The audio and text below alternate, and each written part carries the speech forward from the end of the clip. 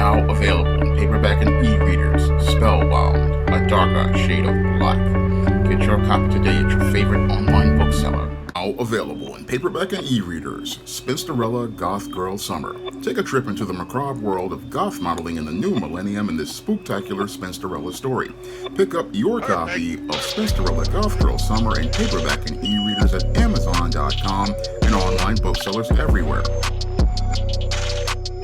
There's a whole contingent of black women getting in their emotions, getting caught up in all of the tragedies that take place in Tyler Perry's new Netflix movie, Straw. Now, as those black women are caught up in the drama of Taraji P. Henson and the struggles of her everyday life, they don't really see how this picture is a part of the subtle politics transpiring around them and another product in the struggle industrial complex. Now, I originally called this the Misery Industrial Complex, but YouTube wouldn't monetize that title, so I'm going to talk about this struggle industrial complex that white supremacy has created to be able to make money at the expense of black women, all while programming an idea that they cannot have any sort of happiness, joy, or success in life. Now, Professor Black Truth, in many of his videos, talks about how the media isn't media, but it's mind control, and that's basically shown with this struggle industrial complex, where we get a series of films that basically go out here and show you black women struggling all the time, living in misery, and countless, endless episodes where their lives are hard. And this is all about going out here and using that media to influence and control the minds of black women, because over the last 25 years, this is the only type of media that has been presented on platforms owned by people like Oprah Winfrey, Lee Daniels, Tyler Perry, and Curtis 50 Cent Jackson. All of them are black people who produce black media, but that black media is passively black, but aggressively about promoting anti-black racism and about promoting an agenda as related to the black female image that is designed to, again, be able to influence the way black women see themselves, and also go out here and program an idea about the way of life and standard of life for foundational black American women. That's what's going on here with the media that's presented in this struggle industrial complex, a struggle industrial complex that was basically created to basically replace the original misery industrial complex, because when it came down to the American literary canon and the American film canon for many years, it was all about putting black people to believe that they were going to live a second-class lifestyle and a second-class status. This is what was promoted in many schools as related to the black literary canon, with plays like A Raisin in the Sun, or books like those by the late Richard Wright, where they always saw black people in a tragedy or a struggle. It was all about going out here and influencing the minds of black people to see failure as the only way of life, and that struggle was a way of life for black people. You could never really get a book that showed black people winning or having success in the literary canon, nor could you see movies where black people were winning when they were part of the mainstream media. And that basically only changed when black people started taking control of their media back in the 1970s, when people like the late Melvin Van Peebles and Bill Cosby financed Sweet Sweetback song, and that's when we started to see stories of black people winning, and that was because those foundational black Americans understood the influence of media on the minds of black people, and as they understood the influence of media on black people, they sought to change the narrative to influence the minds of black people to see themselves as good, see themselves as having success, see themselves as winning, and that's how we got the narratives to start to change as related to the influence of media on the black mind. However, as men like Bill Cosby were out here looking to change the image of black people, and others like Robert Townsend and Spike Lee and many others were out here looking to change the image of black people and our perception of self, there were other bootleg sellouts and turncoats like Alice Walker looking to, again, gain influence with white supremacy, and that basically led to the re-establishment of the struggle industrial complex as a business. Now, back in 1983, Alice Walker, a black woman who was married to a white man, basically decided to write a novel as related to getting herself some influence with white supremacy called The Color Purple. And this book, The Color Purple, was supposed to chronicle this black woman named Celie being abused by a brutish black man named Mr. And this over the course of this marriage, this woman is abused. And the narrative is that black men basically were abusers. And what Alice Walker wanted to do was use this book to try to gain influence with white supremacy, who wanted to again reestablish their struggle industrial complex in an effort to control and influence the minds of black people, black people were out here breaking away from that whole idea of being this caricatured person who fits into the smooth world of white society by being a failure and saying that we're going to have our own success. What they wanted to do with The Color Purple was, again, they wanted to elevate this book in order to push their anti-black agenda by using a black face. And that's what Alice Walker basically was for white supremacy.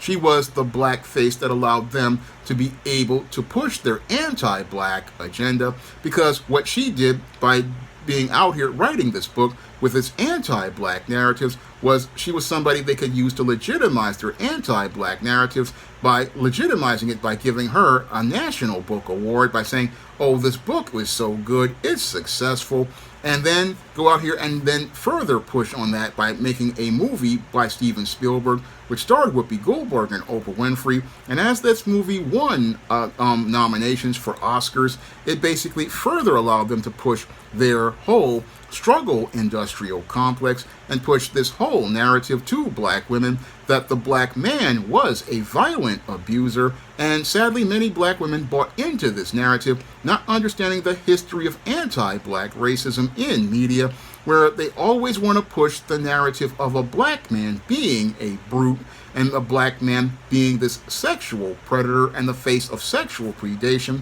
That's what the white media has been pushing ever since the days of the antebellum South in slavery, to demonize the image of black men. And that same narrative was repackaged in The Color Purple, and many black women looking for something to be a part of bought into that narrative of The Color Purple, mainly because this book was elevated by white society. And since the media was gynocentric and you had people like Oprah Winfrey pushing this, there was no black man to push back. There was no guy out here like a Melvin Van Peebles or many others to push back against this misandrous narrative.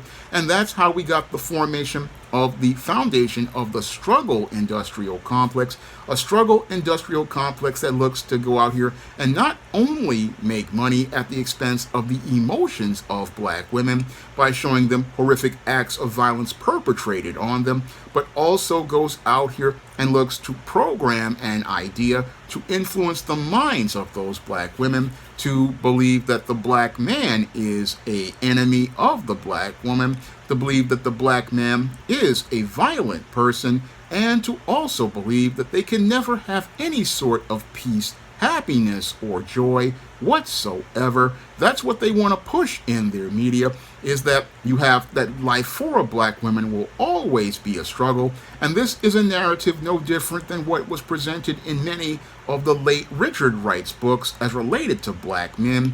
Every one of Richard Wright's books as related to black men always have an ending in death for that black man, and struggles as related to life and the narrative that he has to turn to crime.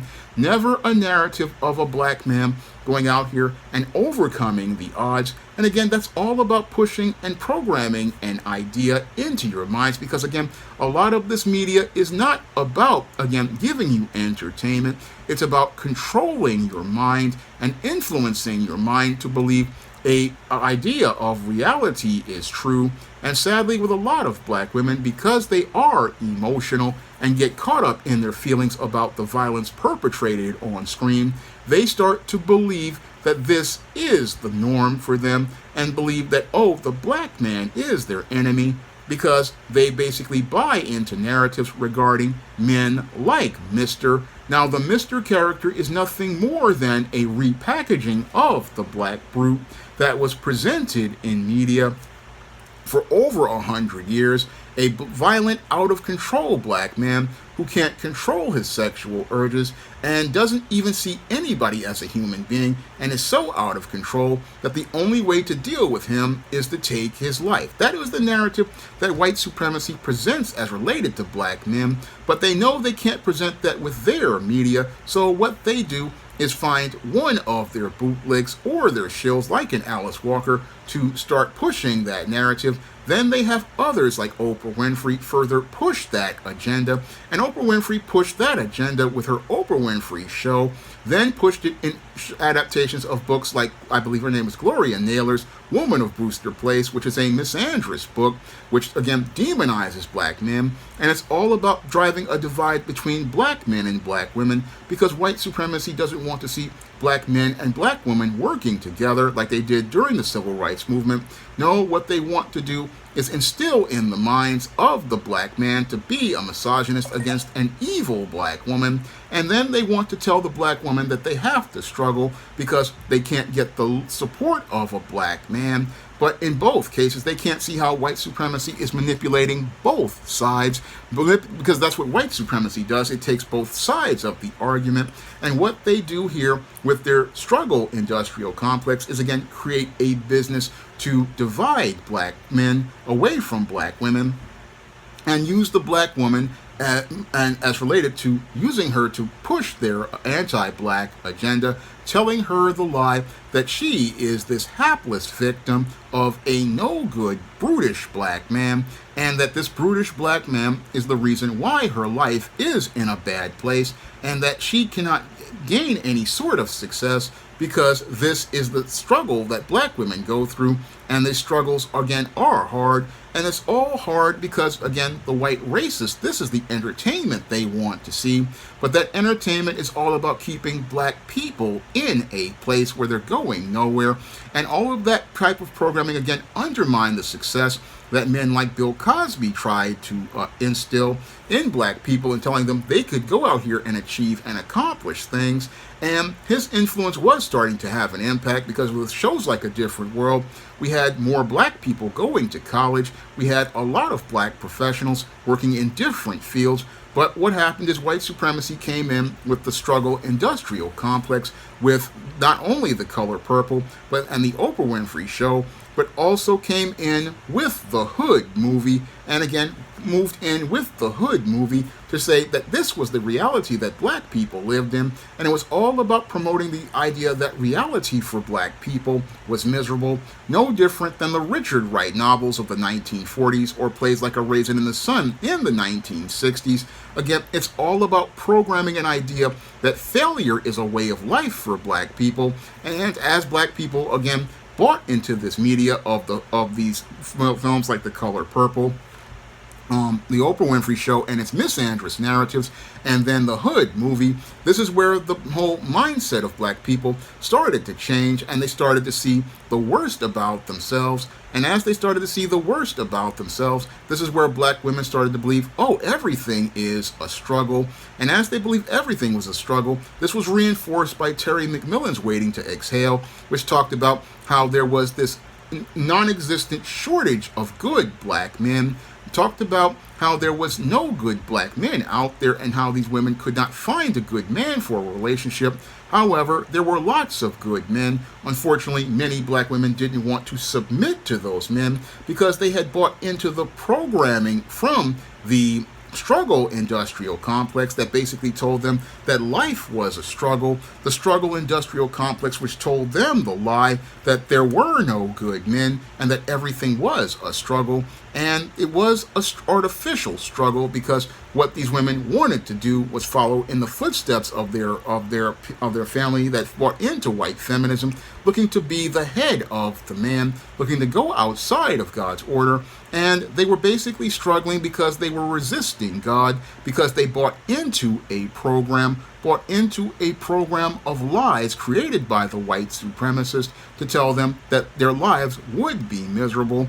And as they bought into that whole struggle industrial complex, it basically turned into a billion-dollar business for people like Alice Walker and Oprah Winfrey and Terry McMillan. Again, they made millions of dollars as related to things. And as the 90s went on, it blew up into a whole big business. And this is where Tyler Perry stepped in. Now, Tyler Perry was a playwright who basically wrote plays about these black women who were being abused by a dark-skinned dude and a light-skinned savior. And again, that played to the black woman's emotions. And as it played to the black woman's emotions, she basically looked to put her money and invest it into Tyler Perry products. Again, it became a billion-dollar business for Tyler Perry.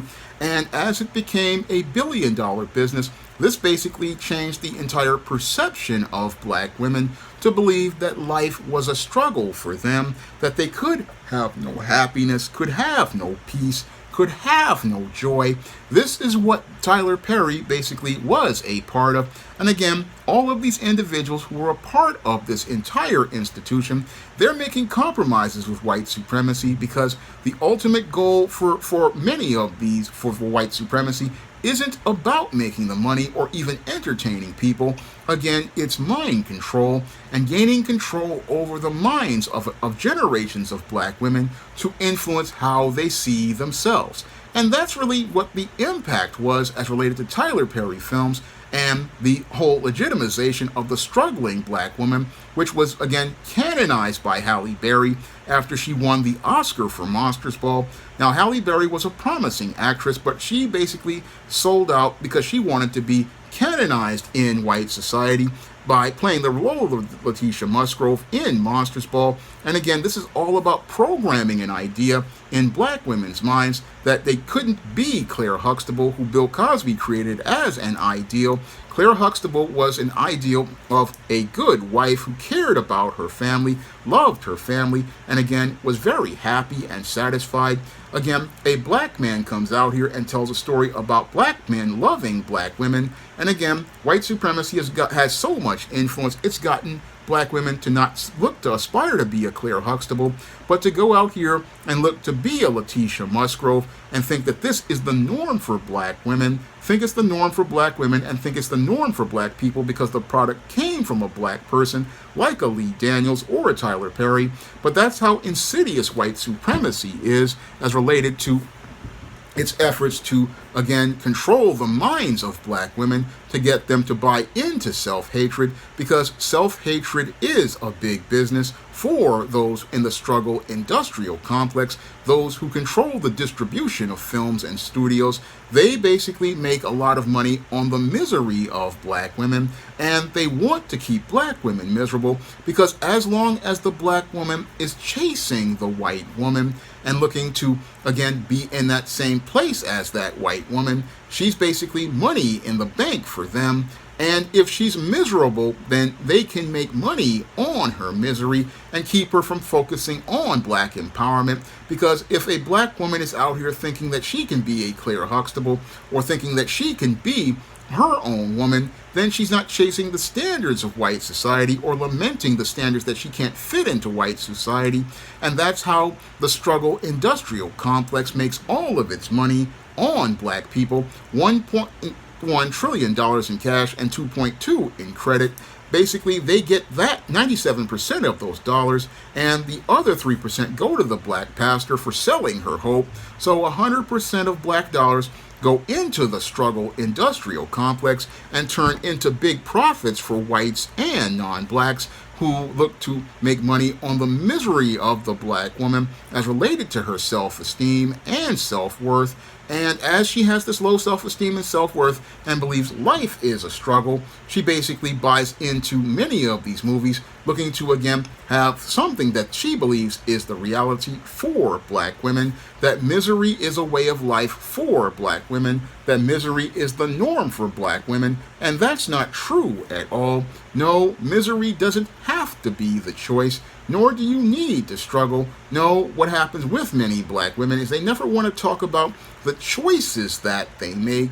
or how those choices lead to them winding up in the jacked up situations like the character in the movie Straw wound up in. No, nobody wants to talk about that part because when it comes down to females, females don't want to be accountable for their actions, nor do they want to come up with a solution to get out of that situation, because what a lot of women want is attention, and they believe as long as they're miserable and having all this drama going on, this is the way they get attention. But that's not a healthy way to get attention. No, you can get attention by going out here and working to improve the quality of your life. You can go out here and work on improving yourself. But many black women, because they have been programmed to believe that, I have to be miserable in order to be seen as valuable or seen as being acceptable to white people. This is why they want to stay in the struggle, because they want that white validation and approval.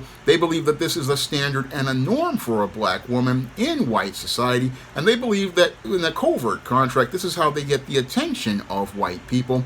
But healthy black people understand that struggle isn't all of life. And again, if you go out here, you have to go out here and put in work and in order to get progress, but you don't sit here and sit in a mire talking about struggle all the time.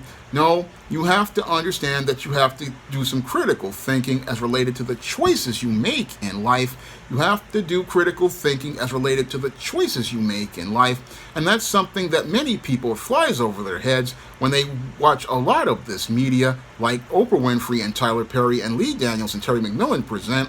I mean, when I look at the book Waiting to Exhale, these women all were making bad choices. And again, they were sitting there saying, oh, there's no good men out here, when in actuality, they were the ones making the choice to go out here and be with these bad guys.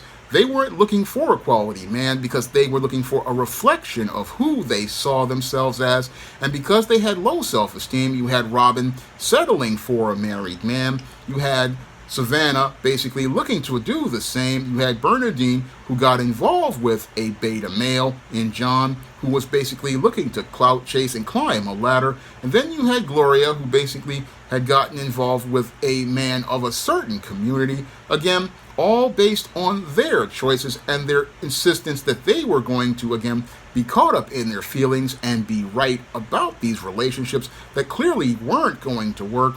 No different than many black women who get involved with Pookie after people tell them that this man is no good. They refuse, they insist on doing things their way and basically make their own beds harder because they insist on struggling when there was an easier road for them if they were to sit down and submit to the authority of God and follow God. No, these women wanted to, again, do their own thing, and they don't want to take any responsibility for it. And because they don't want to take responsibility for it, there are those in business like an Oprah Winfrey, a Lee Daniels, a Tyler Perry, Steve Harvey, Curtis 50 Cent Jackson, and Shonda Rhimes, who look to make money off this black woman, make money off of her misery as she thinks that she's got to struggle and thinks that she has to imbibe this media that tells her her life is a struggle. No, you can live an abundant life because Christ wants to give you the best, but if you don't look to submit to his authority or look to serve him, you will wind up wandering in this wilderness, believing life is a struggle and everyone will be making money at your expense. And that's what many black women don't want to hear. No, they don't want to hear that you don't have to be miserable. No, this is the choices that you make. And again, many black women want to sit there and again want to fit into white society and fit themselves into a black box that's acceptable to white people and put white over God. That's the saddest part about this whole struggle industrial complex. And they wind up losing economically as related to pouring money into the struggle industrial complex. And then they wind up losing spiritually because they're going to lose their soul because they wanted to struggle in life. And again, if you take a yoke with God, again, his burden is easy and his burden is light. I mean, his yoke is easy and his burden is light.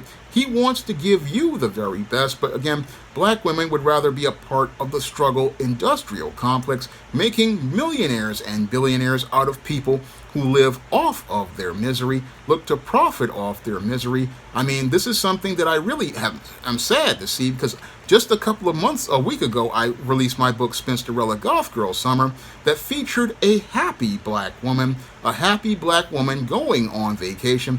And what was sad to me was that you had black women saying, oh, this isn't a black woman, that black women couldn't be happy. And it showed me how deep the mind control is as related to the struggle industrial complex, that black women don't see themselves as having any of the intangibles like peace, joy, or happiness, or going out and basically enjoying life. That's what's really sad, because it shows the influence of this media on the mind of the black woman, and the influence of white supremacy on the mind of the black woman, that she cannot even see herself smiling or see herself having a good time. I mean, I wrote the book Spinsterella Golf Girl Summer to talk about not just a black golf, but a black woman having some happiness and again enjoying her life. And sadly, many black women don't see themselves enjoying life, and that's the sad thing to me. And it shows me how deep the programming has gone over 40 years as related to this whole mind control. I mean, they basically have black women believing that the only way they can survive in society is to be this miserable chick who has to struggle, and that's the way of life for them. That's what, sadly, this media has done with Tyler Perry for the last 25 years. I mean, ever since, I would even go back to the Alice Walker and The Color Purple. I mean, over 30 plus years, all we've gotten are stories of struggle, and sadly what's about them is you got black women identifying with these stories, believing, oh, there's no sort of happiness. Meanwhile, a white girl can make a movie. I mean, I just watched a movie from the 80s called Summer Desire or something like that. It was about a white girl who wanted to be a lifeguard, and she basically, again, was happy all throughout the movie. She was having fun relationships, having a good time. But the black girl, she's told, no, you can't be happy. You can't have a good time. No, you gotta be in this hood. You gotta be miserable all the time. That's what they try to tell you about black people. Again, this is white supremacy trying to program an idea in your mind to control your reality. And sadly, we don't have many people out here outside of myself and a few others who want to buck that trend and say, you can be better than this. You can be better than this whole situation as related to life. You don't have to be miserable. No, God doesn't want you to be miserable, because God loves you, and God wants you to live an abundant life where you can have happiness, where you can have joy, where you can have peace, not only in the next world, but in this one too. He wants to give you a better life, but sadly, many black women, they sit there because they have low self-esteem and they believe white supremacy is God. They basically buy into this and become consumers in the struggle industrial complex. It can become consumers in the struggle industrial complex, basically buying into programming that tells them that they are ugly, they are obese, they are miserable, their lives are a struggle, and it doesn't have to be that way at all. No, God has something better for black women, but black women don't want to surrender to Him or look to work with the black men in their communities like myself who want to show you a better way. I mean, when I look at Tyler Perry's Straw, it shows me how deeply poisoned black people's minds have become over the last 25 years, that all black women can see themselves is as miserable. All black women, in many cases, can see themselves as always having to struggle and always looking to say that the black man is the problem, when the black man basically isn't the problem. It's the type of black men you get yourself involved with. These pookies, these ray-rays, these no good black guys. And again, you don't want to submit and follow the lead of a black man who serves God, and don't want to, again, eat the good of the land because you think the white man's ice is colder. That's the sad part about black women. Again, they rather stay in the struggle industrial complex looking to fit themselves in a black box that's acceptable to white people and get white acceptance, and not look to go out here and forge a path towards their own happiness and peace, like I put in my novel Spellbound, where the Matilda character basically thought, oh, she had to follow down this road as related to the stereotype of the tragic mulatto, and thought she had to fit herself in that box. But when she starts to realize that, you know, there's a whole other world out here after she gets suspended from school and goes to college with her father and starts to see a larger world of people. This is where she goes into the goth scene and finds happiness for herself. And that's the happiness that takes her through other books in the Spinsterella series, like Goth Girl Summer, where she basically is again living and enjoying life because she looks to break out of the box that people want to fit her in. And again, with white supremacy, they want to fit black women in boxes that make them miserable, but you don't have to stay in that box. No, you can walk out of that box and again, get profit of living an abundant life, get the profit of living an abundant life and enjoying life, and not look to be a part of a misery industrial complex, a parasite that looks to feed itself on your money. Yeah, they'll give you a job and have you, but you'll be sitting there miserable, thinking, oh, I gotta be miserable. No, you don't have to stay in that place. And again, you don't have to stay in that place. You don't have to feed yourself toxic media like many of these talk shows and many of these court shows and many of these Tyler Perry movies and Lee Daniels and Oprah Winfrey Productions and Curtis 50 Cent Jackson Productions. I need to go on a whole video on him and his influence on black men with that whole Power series, because that Power series is just as toxic as the Tyler Perry movies, because the Tyler Perry movies basically are telling black women abuse is normal when it's not normal at all. No, healthy people can go out here and understand how to have a relationship with each other and conflict resolve. No, it don't gotta be about drama. It don't need to be about, again, going crazy because somebody disagrees with you or things don't go right. No, there's a way to solve problems and think critically, and again, as related to life and conflict resolve.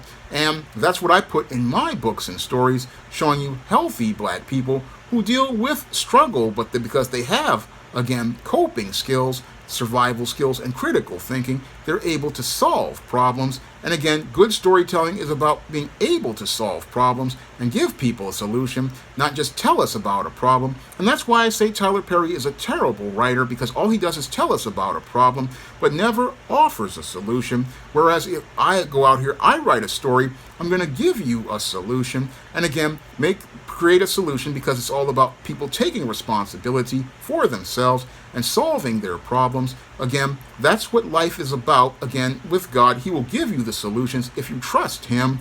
But when it comes down to this whole struggle industrial complex, it's about keeping you in a place where you never deal with your problems, because your problems are how they make money, your problems are how they profit, your problems are how they get rich. I mean, these people basically, again, are like vultures or like leeches, looking to suck the life out of black women, looking to suck the life out of a black woman by telling her that all she's got is problems, all she is miserable, and she needs to live in misery. But there's a more abundant life out there, but you just have to break out of that black box that they want to stick you in. That's what many black women have to start thinking of, because the Tyler Perry struggle industrial complex, all it does is lead to miserable black women sitting up there with their grills cooking, thinking life is so bad, when life is what you make it, and what life is the sum of the choices that you make as related to life.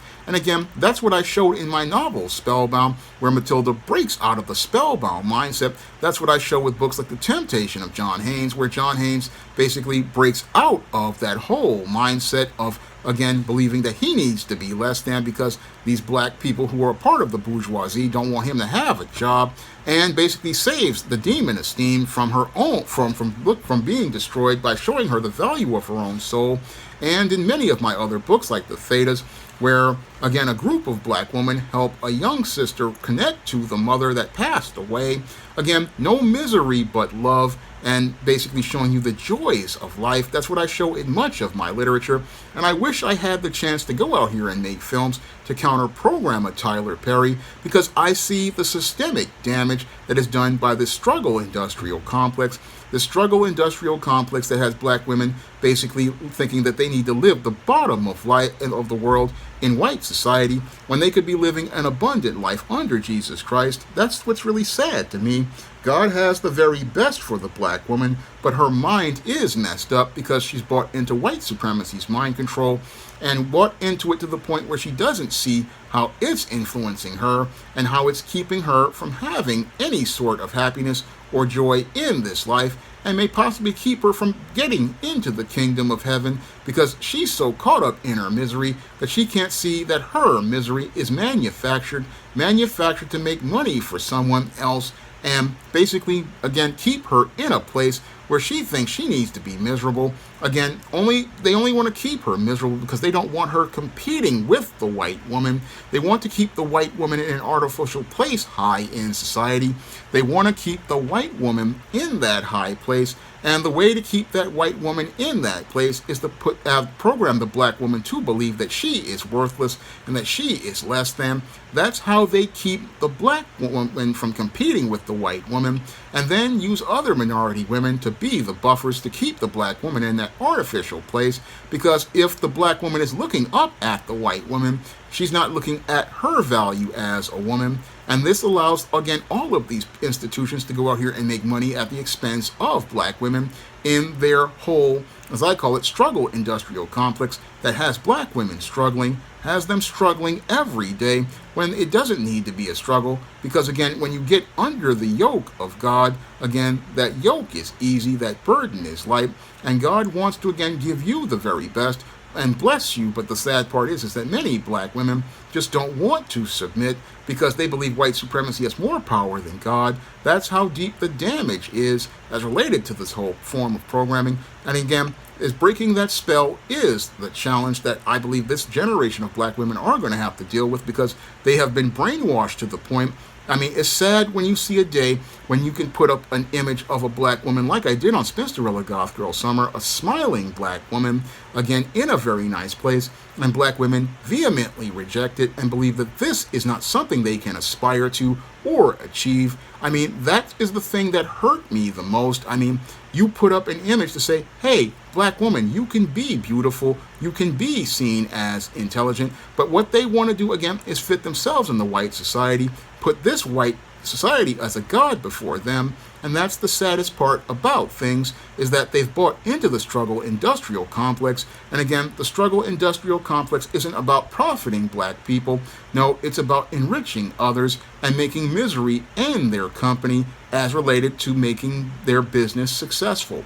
Now, if you want to pick up some of my books that elevate the image of black women and present a positive picture of black women and will change your perception of self, you can pick up my books like the ISIS series, the Esteem series, and books like Eternal Night and A Recipe for Success, not to mention the book Spinsterella Goth Girl Summer. Again, you can find all of those books on Amazon.com, along with my novel Spellbound, which details the spellbound mindset that destroys the minds of many black women. Again, the spellbound mindset.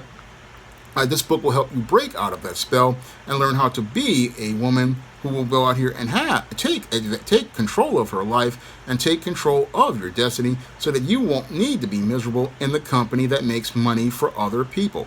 Now, you can find all those books on Amazon.com in paperback and Kindle format. You can also find them at other online booksellers like Draft Digital, Google Play, Barnes & Noble, and big box retailers like Walmart and Target. And if you'd like to see me make more videos talking about things in the black community, like the struggle industrial complex, you can drop a donation to the Patreon, the PayPal, or the Cash App by clicking the links in the description box. That's all I have to say for this video. You can comment, rate, and subscribe. Now available in paperback and e-readers, Esteem Season of the Witch Girl. The aspiring angel takes on a wicked teenage witch in this action-packed, all-new Esteem series adventure. Pick up your copy of Esteem Season of the Witch Girl in paperback and e-readers at online booksellers today. Now available in paperback and e-readers, John Haynes, A Thorn in My Side. The man who rules the world takes on an agent from the CIA, from the Black Boule, in this all-new John Haynes series adventure. Get your copy of John Haynes' A Thorn in My Side in paperback and e-readers at online booksellers everywhere. Support Black-owned and Black-operated digital broadcast media. www.niceradionetwork.com. Nice Radio Network, broadcasting 24 hours a day, 7 days a week.